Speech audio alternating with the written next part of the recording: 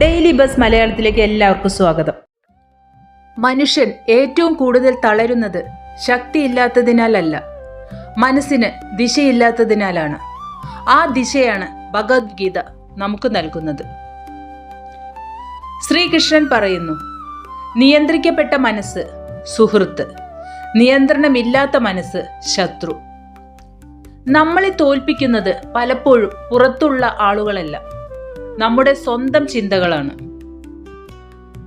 ഭയമുണ്ടാകുന്നത് നഷ്ടപ്പെടുമോ എന്ന ചിന്തയിൽ നിന്നാണ്. പദവി, പണം, ബന്ധം ഇതൊക്കെ നശിക്കുമോ എന്ന പേടി. ഗീത പറയുന്നു, എല്ലാം താൽക്കാലികമാണെന്ന് മനസ്സിലാക്കിയാൽ ഭയം കുറയും. ഞാനാണ് എല്ലാം എന്ന് ചിന്തിക്കുന്നിടത്താണ് വീഴ്ച തുടങ്ങുന്നത്. ഭഗവാൻ ശ്രീകൃഷ്ണൻ പറയുന്നു, നീ ഒരു ഉപകരണം മാത്രമാണ്, പ്രവർത്തിക്കുന്നത് പ്രകൃതിയാണ്. ഇത് മനസ്സിലായാൽ ജീവിതം ലളിതമാകും. നമ്മൾ എപ്പോഴും ശ്രമിക്കുന്നത് മറ്റുള്ളവരെ മാറ്റാനാണ്. ഗീത പറയുന്നു, ആദ്യം സ്വയം മാറ്റുക. മാറ്റം വന്നാൽ ലോകം തന്നെ മാറും. ആവശ്യമില്ലാതെ സംസാരിക്കുന്നത് മനസ്സിന്റെ ഊർജം കുറയ്ക്കും. ചിലപ്പോൾ മൗനം തന്നെ വലിയ ഉത്തരമാണ് എന്നാണ് ഗീതയുടെ സന്ദേശം.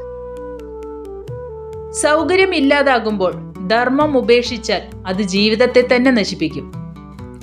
ഭഗവാൻ ശ്രീകൃഷ്ണൻ പറയുന്നു, ധർമ്മം സംരക്ഷിക്കുന്നവനെ ധർമ്മം തന്നെ സംരക്ഷിക്കും.